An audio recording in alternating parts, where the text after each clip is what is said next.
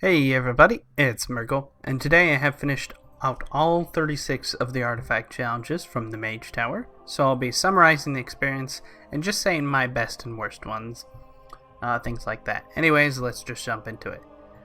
So yes, it happened. I finally managed to finish all of them. It was pretty much entirely thanks to the recent Supercharge artifact update.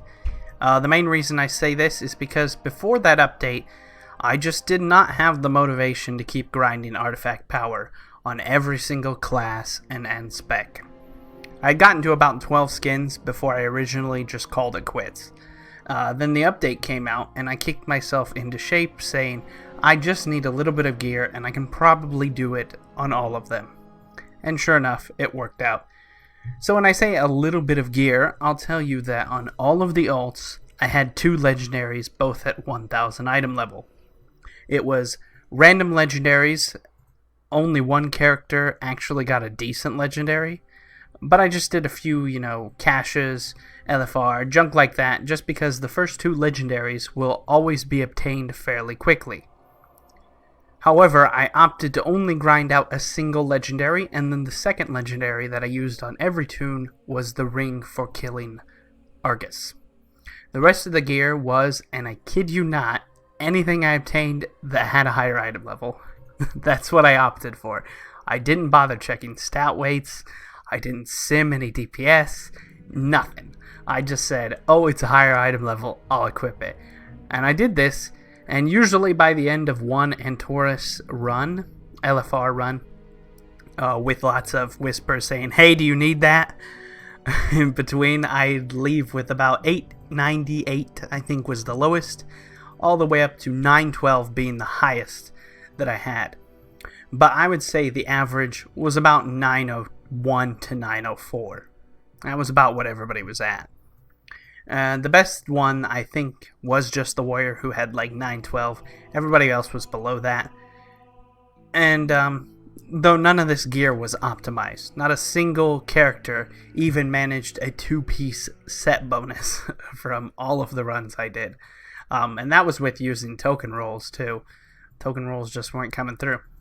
After I had all of the obtained gear and the ring from Antorus, I headed to the Vindicar, where I visited the Crucible, and in all cases I picked talents that would simply cause me to do more DPS. Even in the case of healing specs, I simply chose talents that I thought would result in me doing more DPS. And then I began the madness. Almost all characters had loads of nether shards because in the past, I would send the nether shard mission from the command center whenever it was available, and I would remember to do so.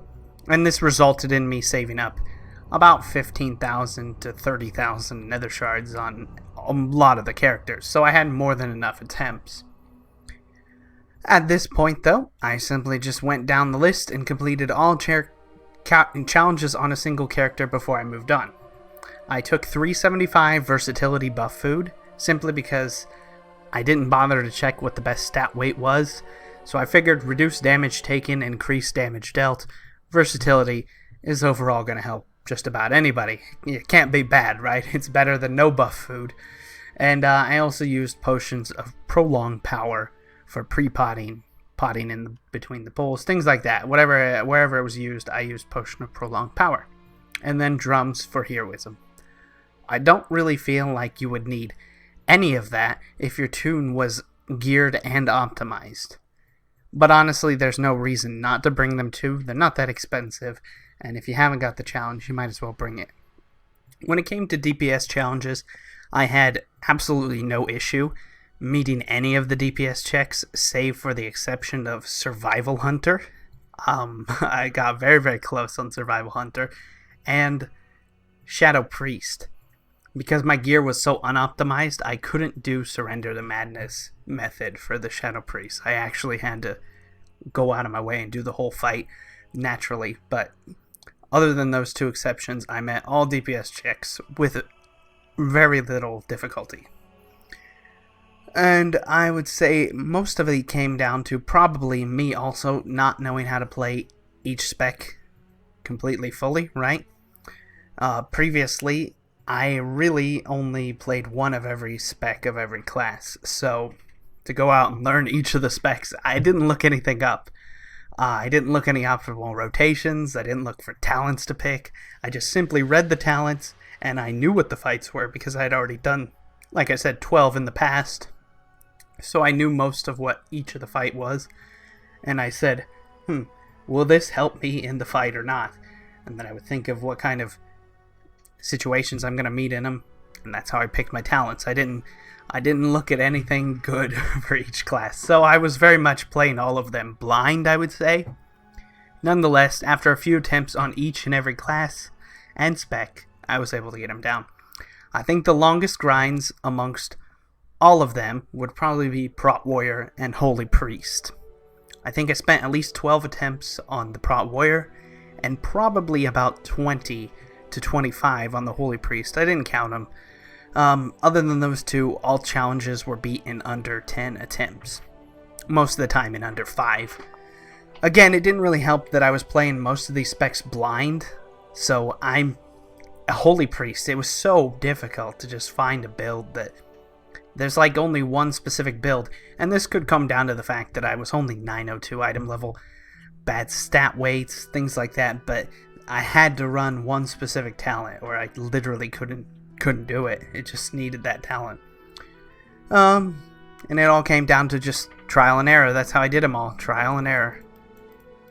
Overall though, I loved these. I really truly had a great time learning to play each spec and conquering the challenges one by one.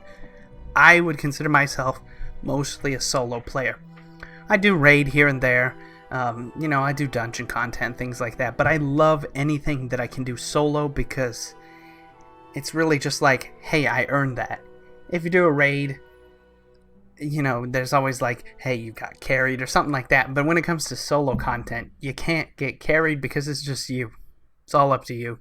It's all on your shoulders. That's what makes it fun to me, because then it feels like you actually earned it, And, yeah, one by one, though. I really hate things going away, and I knew someday down the line, I'd be looking at a transmog, wondering what awesome weapon one of these people had, and then I'd throw my arms down, realizing I'd never be able to obtain it again, since these are vanishing. And, I didn't put in the effort in grinding all of the Mista Pandaria gold sets, and I truly regret it now. Like, I really wish I would have done it. I did get 2 of them. I was going for a 3rd, and then I just stopped. I wish I would have went for them all. But I don't want that to happen again. I'm not going to let it happen again. If you're watching this right now, trust me, you can beat these challenges. It might seem hard, and that's fine, because they are supposed to be a challenge. You will die a few times learning them, but you're also going to be able to do it, I promise you. Sit down, compose yourself, watch a guide that explains the fights, because I'm sure there's plenty of them out there. I even made a couple of them myself way back at the very release of the Mage Tower. I made some for the Warlocks on the very first day. But at least don't let your main character skins go away. You don't have to get all 36. I mean, you should. You should if you can. If you have the ability to do so, I truly recommend doing it. But at least get the ones on your main character. If you have 930 plus item level right now, you can absolutely crush any of these challenges. You don't have to give up. You just calm down and learn the mechanics. These are all about mechanics. They're not, if you're at those item levels, you're way overgeared for it, so you're going to be able to do it, I promise. Now, for the best and worst challenges, when it comes to my personal ranking, I'd say that any healing challenge was the worst, then tanks, then the DPS challenges. The reason being isn't that the healing challenge is the hardest, it's more that if you mess up in the second half of the healing challenge, then you'll spend like 10 more minutes getting back to that point to try again. It's just a really, really slow challenge. And only the good thing though is only like the first part is really hard. I would consider the second half of the healing challenge super easy because I always beat it within 1 to 2 attempts of reaching that point. The only exception to this was Holy Priest, because I didn't know how to heal all of those minions that keep getting dragged in. Like, my NPCs kept dying, and those minions, I just couldn't get them to full health until I started running a specific talent, which I can't think of the name of it right now, but it was necessary to make my holy word thing do a lot more healing faster and stuff. Druid was by far the easiest of the healing challenges because that's like a druid's dream. There's a bunch of things taking a lot of damage constantly, and you can put heal over time on everything. Oh, it was a cakewalk with druid, man. It's just so perfect situation for them. Tank challenges, being ranked as number 2 in difficulty. I'd say not because they're long, but it's just really easy to mess up on them. A simple mistake and it's over at the tank challenges. Like, there's no leeway for mistakes because you go flying off the entire platform. You die no matter what, pretty much one hit, because you're gonna die from falling. That's how it goes. And it's just because there's so many things to focus on usually, and the boss is so large, Cruel that is. He's so big that just sometimes I don't even see the Infernal on the other side of him really, and then I get smashed and then off I go. But for the Cruel fight, I would say that Demon Hunter, oh, it's ridiculously easy as a Demon Hunter. I think I was only like 899 item level on the Demon Hunter, and it's just because Demon Hunters are like DPS disguised as tanks, while also being self-healing vending machines. It didn't even look like I was taking any damage, and the fact is, it does so much damage itself that if I was a higher item level, I guarantee I could have killed it before it even spawned the first set of ads. It's ridiculous how much damage Demon Hunters do. I couldn't believe it. It was just crazy. On the flip side of it, though, my warrior, who was 912 item level, struggled because just you can't spell reflect this stupid ability. You'd think it would. It's a magic attack, but spell reflect didn't seem to work on it. They just don't have, super damage mitigation because you gotta maintain your rage really well so you can block against the damage, and overall it was really rough because you don't also have very much healing either. You're pretty much relying on procking from the minions dying and then healing up with your victory rush thing. So you just didn't have a lot of healing. It was rough, but I got it down. Like I said, it took like 12 attempts, I think. It was one of the few challenges that took me over 10. Again, I wouldn't say that it's impossible to do it at a lower item level than this, because my warrior was very much unoptimized gear. I didn't have any set bonuses. I was just 912 with whatever had the highest item level. You could probably do this at 900 item level on a warrior if you had good stuff. Lastly, for the DPS challenges, I would say none of them were hugely a struggle. I think the longest one I had to grind out was Survival Hunter, and even that only took me, I think, 6 to 7 attempts. And it didn't really help that character was only like 900 item level, and it's also such a strange spec. Survival is a lot of fun. It really is a lot of fun, but I'm certain I was playing it completely wrong, because it seemed like the spec only revolved around spamming Raptor Strike. So I'm certain I was doing something wrong in there, but nonetheless, I did manage to kill it. I even meet the DPS check while playing it incorrectly, I'm certain. So, it all worked out in the end. The rest of the challenges, though, were basically non-issue. I would consider the easiest DPS challenge to probably be Sigrun, simply because it has no real gear requirement at all.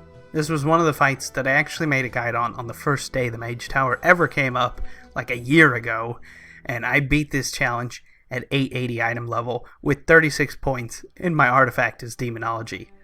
That was a long time ago. And so it's safe to say that if you're struggling to kill Sigrun, stop worrying about killing it super fast.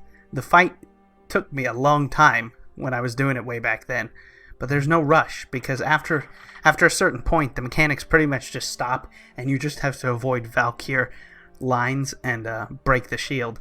It's very, very easy at a certain point. After you get to that, it's a cakewalk. So you don't really need to rush. Just take it calm, take it slow, and do the fight.